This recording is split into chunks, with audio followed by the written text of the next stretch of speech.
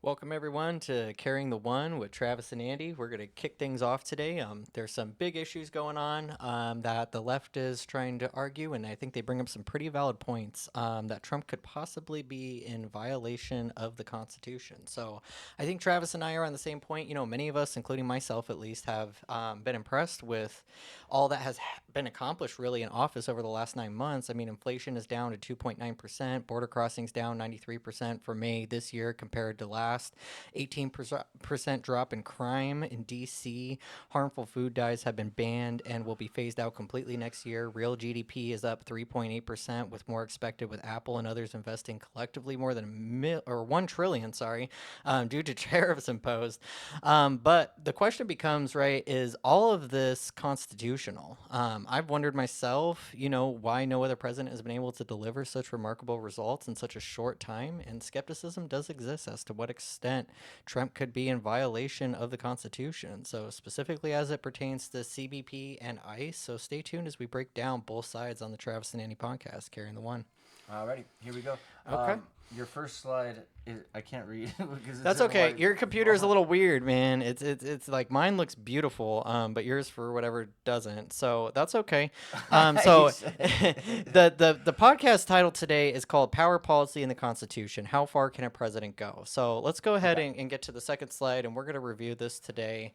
So here's the allegations, right? The left is alleging that Trump has violated the Fifth Amendment. Okay. Now, I'm going to break this down to you guys. The Fifth Amendment states that no person shall be held to answer for a capital or otherwise infamous crime unless on presentment or indictment of a grand jury, nor be deprived of life, liberty, or property without due process of law. Due process is the key here to the argument from the left. So let's take a look at that. Let's go ahead and jump to the next slide here. So here we go. Let's take a look at some statistics first. We got immigration, Biden versus Trump. Okay. Now, Travis, looking at that data, you could see that Trump in his first term, there was 3 million border encounters. He deported about 800,000 people roughly. It's hard to find, you know, true objective data. Then Biden took office in 2021. We saw 7 to 10 million people that crossed the border illegally into the United States. Most of them came in through our southern border. There was 10.8 million encounters at the border, which is 3 to 4 times more than Trump's 3 million encounters. And under Biden, he actually did deport 1.1 million immigrants. What do you think about that so far? I guess my curious question would be that, especially now with the current narrative, people make it sound like that there was no deportations going on under the Biden administration, and it was like a come here, stay here situation. So we're looking at 1.1 million immigrants. What extremes did they have to go to have to be deported by that administration, or was it policy at the beginning of the administration that allowed those to be deported? Because if we looked at let's like the beginning of the first 2 years, where he is inheriting it from Trump, his presidency, and then we looked at the last two, I'll bet we'd see a higher part of that 1.1 earlier in the term. Sure. I'd be willing Yeah. to say. And you know what's really challenging with this is, you know, we're all about bringing objective truth into the podcast. But you know, it's surprisingly shocking of how hard it is to find like objective data that you think would just be out in the open. Yeah, You know what I mean? yeah. And I really, really did a deep dive in this, trying to kind of figure things out. And I tried to do that, put a graph together and everything, but there's not really like a fiscal year, you know, type of thing where it shows that, where I can put it outlined into a graph. Now, the only thing that really kind of can stand out is the border encounters, meaning like how many times did law enforcement, you know, interact with people crossing the border illegally. And so that's where we're able to kind of really draw the data. And the good thing is, I mean, look at this statistic, right? I mean, Trump deported 800,000 roughly, and Biden actually deported more. Yeah. You know what I mean? But also, a lot more people were coming into the border than Trump's term, right? You have 3 million border encounters in Trump's first term, and Biden's term 10.8 million encounters. So just on that data alone, I mean, we can obviously see that it's clear that if I had that much more border crossings, then ideally, then Biden should have essentially deported 3 to 4 times what Trump had deported, right? Right. So So let's say that in whatever universe we exist in, fallacy or not, that nothing our country did has anything to do with people coming here. Okay, so if that was the case, then we'd have to say what happened in Mexico during the difference between these two terms. Not instead of asking what here, because if it's not something our administration did, it must have been something on the other side. So where's that what's going on over there, or is there something going on over there that can be pointed to instead that says, okay, now we're having more encounters because we have more people seeking asylum, or can it be directly pointed at the administration for making it more willing to take? Well, here's the point here, right? If there's 3 to 4 times more under Biden, is that really actually the question to be asking, right? Because that would incur that something very significant is going on or change in Mexico that's there, Which is what right? I was after. Right, right. And so I don't really, I haven't seen that. And here's my perspective on it. What I see is we're going to get into this some really good details on what exactly this means to have fast track deportations, right? And what policy changes that Trump actually did. But essentially what it is Biden in his very first day of office really kind of recalled all the things that Trump did in his first term that made Yeah. border security so effective, right? And so, part of that stipulation is that, we are allowed to deport people, right, under our laws, under our policies, as long as they are within 100 miles of the border, Right, you can't. right? Yeah. So I think what Trump's biggest thing is he saw this as a weakness to border security, and he fixed that, and we're not seeing that here. In addition to, Trump is actually enforcing, or not enforcing, but influencing how Mexico now is handling things as well, Yeah, and which when is you're having a saying direct within 100 impact. miles of the border, you're talking within the United States, within our Within country. the United States, right? So Tucson wouldn't count, but Phoenix would. So as long as you made it to Phoenix, you were safe, and as long as you claimed asylum, essentially, you were then integrated into the United States, right? So now we're seeing, I think this is a great thing that Trump had, a 4 year pause before becoming president again. If I had a 4 year pause, that gives me moments to stop being a president, think about what I did that worked, what I did that didn't work, how I can make changes, and come out with a really great plan. So now we see in a second term, right, crossings are down 92.6% from May 2025 to May 2024, and 2 million illegal immigrants have left so far, and that's 400,000 of them were formally deported. The rest of them self-deported as a direct result of these policies. So I would argue that these policies are really effective in just border security. Not even talk about ICE or deportations, but it's very, very clear with the evidence that, we're seeing results. Yeah, yeah. I couldn't agree more, but it's fun to get in and ask the the nitty gritty questions. Yeah, 'Cause- sure. Because Shoot 'em. really, maybe there was something else going on over there, and you could point to that. But if that were the case, someone would be obviously throwing that in our faces at some point. But Right, right. No, absolutely. I think it would have had been something drastic. What I really think happened is word spread in Mexico that, hey, as long as we get past the 100 miles, we're going to be integrated in the United States, and everyone, sought to kind of come over. I mean, what do you think about that? yeah, I think there's irrefutable evidence that a change in the policy is what caused the change in the numbers. Because Correct. again, we can't look at it the other way. We've tried to. Now we have to look at it internally, introspectively, and it becomes obvious at that point. But the self deportation one is pretty good. But it would be really cool to have how many people self deported on any other administration number. Yeah, like, I'm but telling you, there's some Travis, cool- man. If we could know just any facts, dude, off the tip, like any statistic, oh my gosh. We might be able to. Maybe have we'll to have to bring dig that deep, into though. another episode Yeah. because it's really hard to find this data. This was really hard for me to put together. I wish I had more linear data to show across here, but it's just so much harder to come by than we actually think. But yeah, I mean, let's get into the next one. So, here's a very credible post. ACLU articles posted claims that, right, Trump is being sued for fast track deportation policies and that civil liberties are being violated without due process. So, I mean, I feel comfortable going to the next slide. What do you think? Let's just get into it. Let's dive in it. So let's talk about fast track deportations and expedited Do a removal. quick question on this though. Yeah. Trump is being sued, fast track deportation policies. This is true.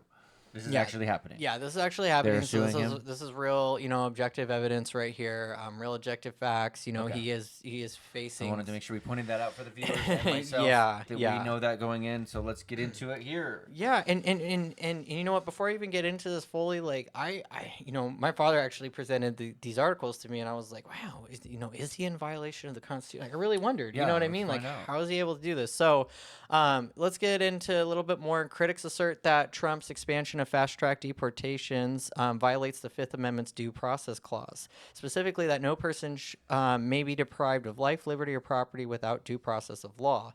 They say removing individuals without meaningful hearing strips that constitutional protection. They also appeal to the principle that government must provide adequate procedural safeguards, notice opportunity to be heard before deporting somebody.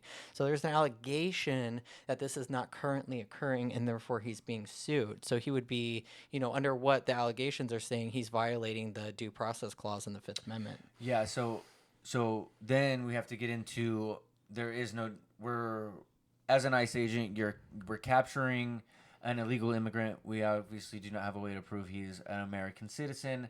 Thusly, we deport him. It is A to B right now. There is no hearing. There is no speaker, anything before a judge. Well, that's actually our next slide. Let's bring that one up because that's going to talk about the due process there. That's where I want to get into. Yes, yes. So let's pull up the next slide for due process. So here's the problem, and here's where we get into it. So it's actually more broad than people think. This is a specific we pull out the specific language of what's going on in the Fifth Amendment, right? But it's actually it's a broad interpretation of what due process actually is. The Supreme Court has long held that due process is not a fixed set of steps, and I think where a lot of liberals are coming in point is under Biden, people had to have a fair trial, fair hearing, and so a lot of us start to view like that is due process. But in reality, it's not really a fixed set of steps. Instead, it's actually a flexible standard. What process is due depends on the context and the interest at stake. So due process doesn't always mean a full court trial. Notice and an opportunity to be heard at a meaningful time and in a meaningful manner is the minimum constitutional core, as proven in Golver versus Kelly in 1970, was something that came up in legislation. So the form that, of that opportunity depends on the setting. For administration or immigration actions, written notice and a short hearing or even paper review can sometimes suffice. These are examples, they're not necessarily concrete, right? Yeah, so make it make sense. So let's talk about the process all the way through real quickly before we go on. So as it stands, the current process of if you are caught illegally trying to come into the United States, you are then detained, correct? Now, what else? Now you're brought to a facility. What is the how does it tick? You go to jail.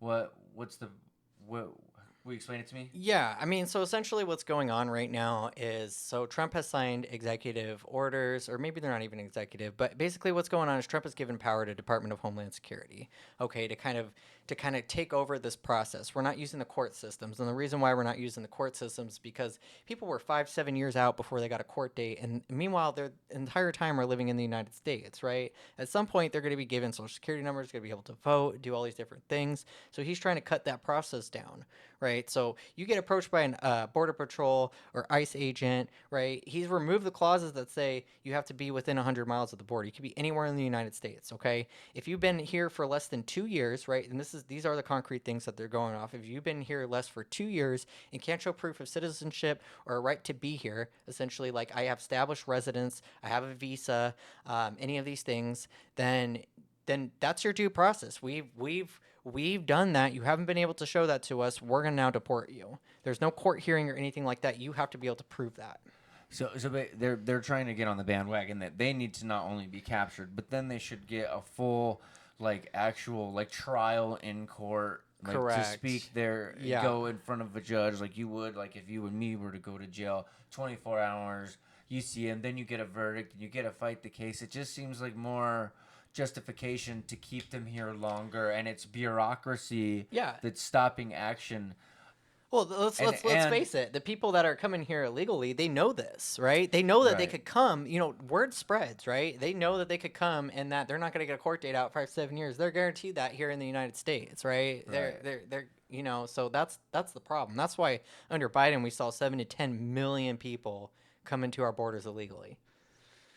Why such a large number to quantify? It's huge, man. It is a huge number. Yeah. So the argument is, right, what Trump is doing is a constitutionally sufficient procedure under the minimum that due process demands in certain administrative contests, particularly as it relates to immigration. So you mentioned you wanted to know more about kind of the current process. So let's get into that right here. So here's what we're supposed to be going off of, right? So summary of current process, we should have a notice, which is the minimum. The individual must be told what government action is proposed and why. Notice of removal grounds, opportunity to be heard, must have a fair chance to present objections before deprivation. And that does not mean that it has to be in a court.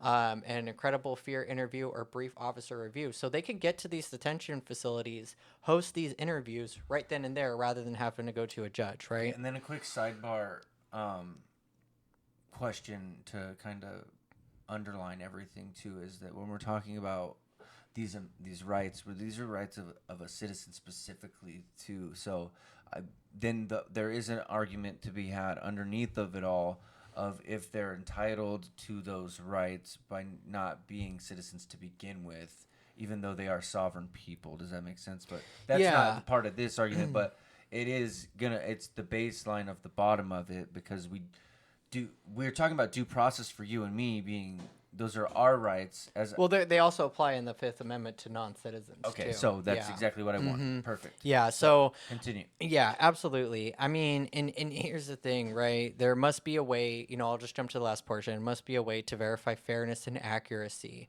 Okay, now there are cases out there where individuals are actually suing the department. There was just a video that was released recently where someone was actually a U.S. citizen, was detained by ICE, and is now suing for that. Now, here's where I stand with that. I fully support that. If ICE made a mistake, hold them accountable. I mean, that's great. I mean, we should be doing that, right? I mean, would you agree? Absolutely. Yeah. I mean, we're not proposing racism that if you're Hispanic, you're going to be deported. There has to be a fair process, and the way we hold in the United States. I would agree with anyone that not only was unfair but unjust, and it should be dealt with the same way anything unfair and unjust should be. Absolutely. And then we have to ask ourselves, is this data, are these like more one-off cases, or more like a lower percentage that this happens to people and then we're blaming policy for it? Because really, was it policy, or was it the person that was actually conducting these means that failed at that should be fired? I think there's a lot of anger on that side, and their anger tends to make their decisions very what was the word I used? Absolute. You know what I mean? Yeah. So it's like we don't believe in the absolute truth that like, oh, they did it wrong. Well, he shouldn't have been Mexican. Like, what? No, that's not. We don't think he should have got detained either. Right. Like, right. We're not. It's not a blanket truth that like, oh, everyone should get deported. Everyone that even has brown skin, like, they think we have a blanket. Like, we believe it's unjust too. Yeah, and that's completely false. I just, and there's other immigrants that have come out and stated that, how they feel like it's unfair as well, too. We're coming in through all these processes to get here, and then all these other people just kind of cut the line. I think it would be unfair to be detained accidentally because someone thought I was not a citizen of the country. I would be embarrassed. It would make me feel horrible. It is not anything that we're ever going to stand behind or adjudicate for. Absolutely. But also, they were out trying to do a job. Should they have done it better? Yeah, but yeah, you feel me on that. I do feel you on that, and I think you make a good point there. I support border enforcement. I don't support these single cases where people are being detained and they really shouldn't have. And granted, if they had been with a judge, right, I can't argue that for the left. Like, maybe that wouldn't have happened, right? But we're hoping that stops happening. To be fair, when stuff like that happens, it's usually an oversight on the behalf of ICE. Like, they're not imperfect. Like, they have a hard job to do. Yeah. And so. And they have a big job to do. There is things that get oversighted, and unfortunately, when you live that line of work, you tend to, get. It's like a police officer. They usually are suspicious because it's it's benefited them through experience to be that way. Yeah. You know what I mean? And that looks like, oh, we're just like attacking specific types of peoples, or which Right. technically they are. I mean, you have to stereotype to some extent to. Yeah, and there's not, you know what? That's the biggest thing, right? And I will always argue this on the side of like, oh, racism or prejudice, right? There's that statement: if it looks like a duck, it walks like a duck. Yeah, It yeah, must be a duck, right, or something like that. You know what I mean? So, I mean, the real facts are, is that majority of people crossing the border are Hispanic. So, how am I supposed to do my job as a border patrol officer if I'm not already looking at that demographic? You know what I yeah. mean? I mean, that's going to be my go-to. It's not racist. It's not racist that I'm not looking at other white people. It's just there's a lot less white immigrants in this country that are here illegally. Let, And there let, still are, let's agree but that if it's gonna be done, it can be done diligently. it can be done diligently, And correct? so I think Yes. that's if you know what I mean. It's not like we want to just like go out and tackle them all, throw them in nets, and just flying back on a helicopter. No. Like diligence can be taken. You know what I mean? Like, and there are some Yes. cases that are true. And I do like an idea of like some kind of hearing because, there are some people that really need asylum. I don't disagree with that. Yeah, I don't disagree with that either. And on the same side, though, it's like, they're abusing that asylum exactly claim. it. And that's what's going on, right? And that's what Trump is trying to stop. I mean, that's you any know? rule, anything in life. The rule is there because someone abused it. There's Yeah. a fence around the prison because Yeah. someone left when they weren't supposed to. Like, Yeah. you know what I mean? It's like Exactly. the rule is the rule is made for a reason. It is, it yeah. exists. So And yeah, you're absolutely right. All right, let's get into the next slide here. Why Trump is able to do this, because there's more to the story too. Okay, so Yes, under let's talk prior about that. rules, right, during the Biden administration, expedited removal was limited to people apprehended within 100 miles of the border. We covered that. Right. And they had to have entered recently. So Trump signed executive order protecting the American people against invasion on January 20th, 2025, when he very first took office. This directs expanded use of expedited removal among other immigration enforcement priorities. The current administration rescinded Biden-era protections for certain sensitive locations, such as churches, schools, hospitals, from immigration enforcement. And some people might on the left say, "Oh, well, how can you remove somebody from these environments?" But in reality, is if I was here illegally, I know that if I just stay in those environments, I'm safe. Yeah, that could be. The problem is it can be manipulated. It If can. you have someone that is, look, if I'm on the run, which I've been on the run, I'm a felon. I mean, I know what it's like to be chased after. Yeah. What the safest places for me to be were the places I only was. You Yeah, know what I and- mean? and- And so, like being in a car driving down the road, like not a safe place, I would walk instead. Like, but you know what I mean? So I know, and I use those to my advantage. Yeah. So why wouldn't the same be said true? That's an objective truth. Yeah, and I will say this. I will say this towards the right defense. Like, that is not putting America first. If I commit a crime and I hide in a church, is an officer gonna not go into that church to arrest me if they know that I'm there? No, it's called Right? exigency procedures. Yeah. If you commit a felony, they're allowed to follow you anywhere. Yeah, exactly. Whether I'm in a school, whether I'm in a hospital, it doesn't matter Yeah. where. They're going to come after me, right? And I think the same should be applied across the board. I mean, that's my opinion there. So, a lot of people are gaining a lot of, criticism over this, right? So Trump has declared the Immigration and Nationality Act, INA. It includes a provision for expedited removal of certain aliens under certain codes. Aliens who arrive without valid entry documents or attempt entry by misrepresentation may be similarly removed without a full hearing. So this is where, normal standards that we say but aren't really actual constitutional standards of due process are being removed. So Congress gave the Attorney General, and this is where I talk about, right, the power to designate additional classes of aliens for whom expedited removal may apply, including those found in any part of the United States under certain conditions less than 2 years in the country. So I briefly touched on that earlier, but that's the full extent of what's going on with the INA. So we want to get in the next one? Yeah, let's go. Let's keep moving on. Let's move on, and we're gonna get through this, dude. So we're making good progress here. So we talk about this, discuss why immigration is out of control. So we talked about the loophole, right? Yeah, they so only need to make it that's to been shut Phoenix. down. There's no longer in effect, correct? There's Yeah. no more 100-mile thing. So now Phoenix isn't the safe place. Obviously, you're it's all fair game. They only need to make it to Phoenix. That was it. Yep, make it to Phoenix, claim asylum. You'll be in the New United York States spends 5-7 years. billions Yeah, so on this is those seeking important. asylum. And I did my research on this. New York was the only one that I found. I tried looking at California, Oregon, other blue states, sanctuary places. But the Real Voice of America, he actually came out there.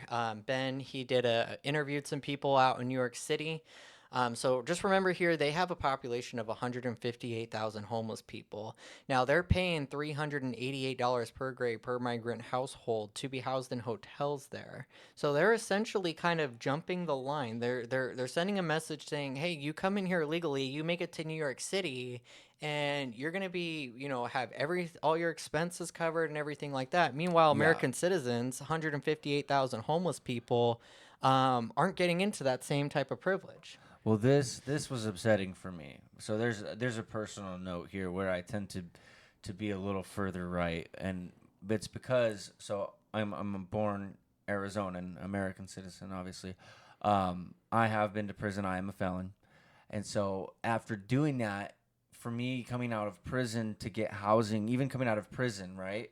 I had spent my time in there. I did 2.5, and then I did another 2.5 after that for a total of 5, with like a 3-month in between that I didn't make it very long. Yeah. And then so again I got out, I had been reformed at that point. I'd spent my time in there doing a lot of recovery, AA stuff, Yep. because you were there with me. Absolutely. So when I came out, I was really gung-ho to be back with my family, Nicole, who I'm currently with today, just to tell some backstory to the viewers.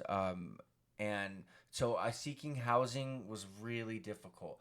I mean, I had to apply so many places. I paid $50 per. I had spent over $1,000 in applications, and I couldn't rent anywhere. So there's a discrimination that's allowed there. That to me, an American citizen that had paid my dues already. Yeah. You know what I mean? My time was done. I had served my penance or my penalty, and yet I couldn't get an apartment. And then I'm seeing this happen where they're getting housed. I also couldn't get food stamps. My wife could, but I couldn't put we couldn't even get married for a while because they would have taken her food stamps. Oh yeah. Away from her. And it's just like so for me to have that perspective and then see the administration giving so much freely to them, and then not only that, but I think it was the ingratuity that I saw on the other side, where I saw like TikToks and stuff of them being like, "Oh, I came here and had a baby, now I got an apartment, and that's the extreme." Oh, and I'm not saying that's everyone, and I'm not trying to blanket, but so it was just really hard for me at the time to be like, why can't I get some help or some love? Why can't I get in an apartment? You know what I mean? And I eventually did find a way and get my way through it, but I just never understood what it was trying to achieve and how it was positively affecting the country. Even if I personally didn't like it, we're talking 100,000 homeless people. Yeah, imagine if there's only 58,000 people, housed in these facilities that are illegal immigrants. They could have done that for American citizens and almost solved. If they decided to house all of them, they would have solved their homeless population. If they would have even right? If they would have even remotely done something similar like that for me, I mean, who knows? I'm blessed. I have a blessed life today. So that's why that's why people are on the right, because when libertarians get in office, and New York City is very libertarian, they do stuff like this. This is a prime example. They do stuff like this that doesn't put American citizens first, and instead they give it to people that technically have misdemeanor charges for coming into here illegally. And as a result of that, arrests at homeless and migrant shelters doubled in 2024 compared to 2023 when all this started to begin. So they're not here assimilating. They're not here learning to respect our culture or values. Right. They're coming in here, a good majority to occupy and get by whatever means necessary, which involves crime.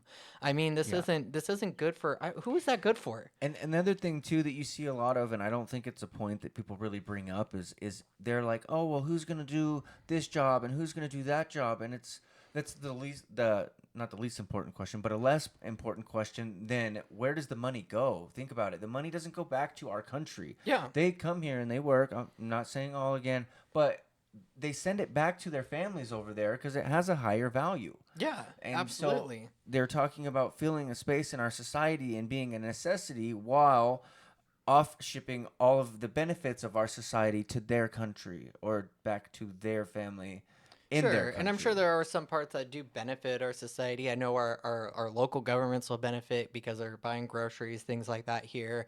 That's Agreed. evident, right? But the biggest thing There's is still a is cost of living that yeah, the biggest thing is I think where a lot of people stand that maybe had voted for Democrat leaders before and now have voted Republican is this.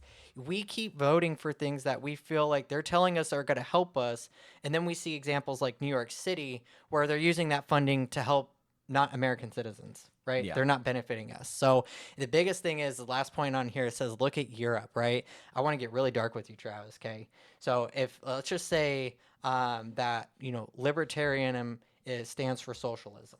Okay, let's just make that assumption, right? And we have plenty of examples to look at that. Everywhere in Europe has a socialist society. Canada has a socialist society, right? We have a lot of welfare programs. They're paying a lot more in taxes, up to 45% of their income, for the government to provide services and housing. And now we're seeing a huge revolution of revolt from people in Europe Right. because Right. now they're allowing all of these migrants to come in, many of them Muslim, right? Mm-hmm. And nobody's assimilating into their, and they're losing their culture, and they're getting all these expedited services through them that their taxpayer dollars, 50, almost half of their income is used to pay for, and they would be so grateful. A lot of these people, I've seen it, would be so grateful to have a president like Donald Trump in their position to be their prime minister to put an end to all of this stuff because their government isn't doing anything about it. Actually, in the UK, They're stuck in a loop of democracy where, like, it's not, it's giving the voice the power as a unit to a singular person that yeah, then goes against what you want. Like, you know what I yeah, mean? So that's really what it is. The loop is, it's vicious and it's cruel, and it's just coming back around, and you can see it over and over, and it's like we get to see from a perspective, yet no one's willing to take it as a lesson. right. Or, well, I mean, not to say no one. Obviously, there's a lot of people that believe in uh, these types of what we're talking about. It is on both sides, but I feel like I just see it so strongly, and I see so much more, I guess, emotion on it. But I do too. I feel emotional with it too. Like, I want to talk a little bit about what's going on in the United Kingdom, where this is happening a lot. So in the United Kingdom, they're having kind of similar nationalist rallies, right? yeah, We want to embrace our culture. There was a little girl there, and this is publicized on social media. She got in trouble at school because she wore a full British outfit for, I forgot I what heard the about occasion of this. the Yeah, event was. And so, what's happening is, and what we're afraid of is eventually, if that happens here in the United States, and I would argue that European culture and American culture are very much similar, right? If that happens here, we're basically starting to say, with the extent of DEI, that patriotism is bad. Patriotism is the enemy, right? And that's what happened with that little girl. At least that appeals to my emotions. And more so, yeah, what's the government doing about it? They're actually arresting people that are making oppositional claims right now, right. Yeah, the guy right? They even don't did have the a same free Facebook speech that we do. post. Correct. Yeah, and this is crazy. They can't even speak out about this, and it's so sad. Yeah, You know what I mean? It's so sad. I think we're entitled to and allowed and should be, not looked down upon on society if we have patriotism, right? yeah. No, it should be a fundamental part of just even our schools and stuff. Like, it's, I don't know why people hate patriotism so much. Yeah. I don't. I learned it in my school. I had to learn how to do everything. We learned the Pledge of Allegiance. We You, learned how to you know sing how songs I about see it? I America. see it like this, and I wish I could get some people to say that the same way, is that I only know people in this country. I don't know anybody in another country. I know of people from another Yeah. country. I know maybe someone that has moved to another country, but I don't know anybody else. Like, my land is this land. Like, I've lived Yeah. here my entire life on this continent, and I'm never going anywhere else. Everyone I love is always going to be here. Yeah. You know what I mean? And so why isn't that something I can be proud of, and why is part of that pride like always attacking like being a man of faith or God? Like, why You know is it? what? I bet if we, it'd be really funny. I bet if we actually did a survey, right? Maybe like one of those things that the universities do where we put a picture of somebody with blue hair and then we ask, oh, hey, what party do you think this person's affiliated with? Then we put or post somebody with all American clothes. No, no, nothing that says Trump or anything like that. What party do you think they're affiliated with? What do you think the results will be? It would get ripped off the wall. The Right, right. I think the one with blue hair would probably have some written answers on it, like. Right, right. I mean, for me, I think liberal and I think conservative, Of right? course, yeah. Right? I mean, That's we why kind of I saw associate the things ocelot together. lady or whatever, and she had Yeah. the flag on her back, and I was like, oh, She usually did identify as a conservative too. Yeah. no, she identified as liberal. She was a liberal. Oh, well, the first lady did. the purple suit lady. Oh, with yeah, the- yeah, yeah. Her. Yeah, yeah, yeah. No, that makes sense.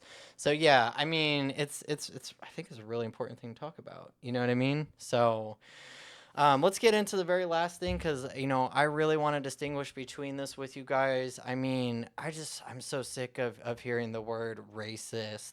If you're a conservative, you're not a racist. If you don't support DEI, you are not a racist. A racist is a person, belief, or policy that holds that some races are inherently superior or inferior to others, or that treats people differently based on race. Now, we talked about what ICE was doing, right? We already know it's objective Yeah. truth that more Hispanics than anything else are integrating here. That's not a racial thing at all.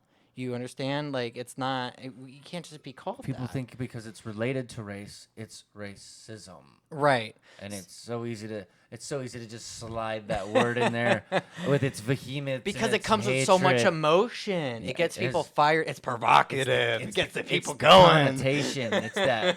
It's why they use those power words like fascist. Like Right, it's right. like the F word itself. The word itself has Right. a relief So, or a power to it. So I we, love that because I want to ask you this, right? So, if what's gone on in Europe, if that's a potential to happen here in the United States to silence culture, to silence patriotism, is that not fascism? it is. It's exactly what it is. Yeah. I mean, by definition, silencing. Absolutely. So I've been to several countries, right? And I think the reason I got along with so many people there so well is because I was so interested in their culture. I wanted to be part of it. I want to experience what it's like to be an Argentinian for the time that I'm there. You know what I mean? I want to integrate and talk to people. Yeah, not just go there and be like, I'm not like America's better. right. Eat a cheeseburger, not dog. You don't even. and unfortunately, I see that a lot in the United States. Though that's what a lot of people do. They wave these foreign flags. They wear them as a pride Yeah. of honor, and to me, it's a little disrespectful. I'm not meaning to sound racist. It's just a little, you know what I mean? I'll share a story with you. I got upset at a landscaping company the other day because they were out landscaping and they had only Hispanic flags on their shirt. And my first thing was like, well, then go landscape over there. I wonder who's gonna pay you to do your rocks. And I got mad about it. I got upset. Yeah. And then that so does fall on a little more racially motivated, and I can't deny that. Yeah. I had to sit back and think, well, it's okay to have pride in where you're from. It's okay to Yeah. have pride in your country. I agree with that. Where I'm getting lost is the assimilation. Yeah. It's that big talking point that really needs to be discussed. It would have been great if you had that and the American flag, or when they were protesting the deportations, I would have had so much more respect for them if they respected the flag and they were showing it and saying, hey, we want to be Americans, man. We want to be here with you guys, because that's what they want. Yeah. But then they want to just be here. They just want our space. They don't want our culture. Well, before we They get don't too wanna far into assimilate. that, yeah, we want to get into what exactly assimilation is. And let me just make it clear. Assimilation does not equal racism. Assimilation, by definition, is the process by which individuals or groups of differing ethnic, cultural, or social backgrounds come to adopt the language, values, behaviors, and norm of another, often dominant group, becoming integrated into its society. So I ask, why is that such a bad thing to ask? Why is that bad? Look, man, if I invite you over for dinner, right? You come to my house, like there's a form of you got to get along with how things go in my house. You Yeah. bring your daughter over here, right? And we respect each other as parents. When you guys are in my land, Skylar plays by my rules that Daenerys plays by. Yeah. And vice versa when we're in Andy land, so, you know what I mean? Or we go visit. Yep. then but they both are aware of that. Skylar assimilates in. Yeah. She becomes a part. When Daenerys is busted, she's busted too. Yeah. Which no one. She doesn't get away with it because she's the guest. She doesn't get told no and not have to sit in timeout. They're both busted. They're both sitting in timeout. Right. Exactly. And the same concept applies here. I mean, it's not really that big of an ask, I don't feel like. You know what I mean? We should want people to assimilate. I feel like it shows respect for that culture. And when we see so many people entering illegally, it just seems to be the trend from firsthand experience, right? That is not even like tried. Like trying to have like I'm surprised that some people that I do talk to that have been here for so long and like literally I could ask very simple questions in English and they don't know. You know what I mean? Like they 'Cause don't there's know no how effort to respond. There's not an try. effort to try. I learned a great deal of Spanish trying to go into Argentina. You know what I mean? And try to communicate the best I could with their native language, right? Yeah, So, even being in prison here in Arizona, I tried to spend time learning, and I will to the credit of a lot of the guys I met in there. Some of them did spend a lot of time trying to learn English and the language because they knew they're gonna be there for 5 years, which Yeah. which is cool. And I met a lot of them are really great. I met a lot of them are really great, man. absolutely. But it's the same thing. There's gotta be some effort there. You can't. It's any relationship, right? So I have a thing I always tell my family, and it's that my love for you can be unconditional, but my relationship can't. So I can always love you. I can always have care and love for these people and kindness in my heart. But the relationship between you and this country, you being here, and how we live, has its own expectations that go with it, and you know what I mean? That's Yeah. how we all have to find that ground zero that I was talking about. Absolutely. And here's going to be the biggest argument from the left on this. They're going to say that United States was built on immigrants, which is true, right? But they're just trying to use that as a means to kind of like excuse the assimilation process, right? So here's the biggest thing. If you've gone to any other country in the world, any other country, tell me that that country it didn't seem different to you, that their culture didn't seem different to you than the United States. Just because you grew up here, you might not feel that, but wait till you go somewhere else. Right. You will definitely see that America does have a culture. We're not cultureless. You know what I mean? Yeah. That is for sure. Watch anybody from the UK and talk about Americans. They're gonna say Oh, all there's some kinds of funny things about it. ones, too. They're hilarious, The, man. the ones Yeah. where they're like 100 Brits versus 100 Americans, and it's like one of the British guys, and I could carry the way. I'm not gonna have the argument, but it's funny when they're like, "Oh man, I was out here the other day. A guy built a truck with a lawnmower on top, and it had a stereo and an ice chest." He's like, "You don't want that? He did that for fun. Like these aren't the people." But I think you have to see the humor in it. Yeah, no, absolutely. In that part, because there's humor, there's a lot of truth in humor, and I think that's why it's really healthy. Yeah. But when it's used as a deterrent or when it's malicious, then it's just not funny anymore. No, it starts to get wrong. And so, we're here with Carrying the One. We wanna be able to kind of clear out some divisiveness. We want to be respectful to all people on all sides. So, if you feel like you have an opinion, you want something you want to share, please make sure to follow us on Facebook. We're also on TikTok and YouTube currently.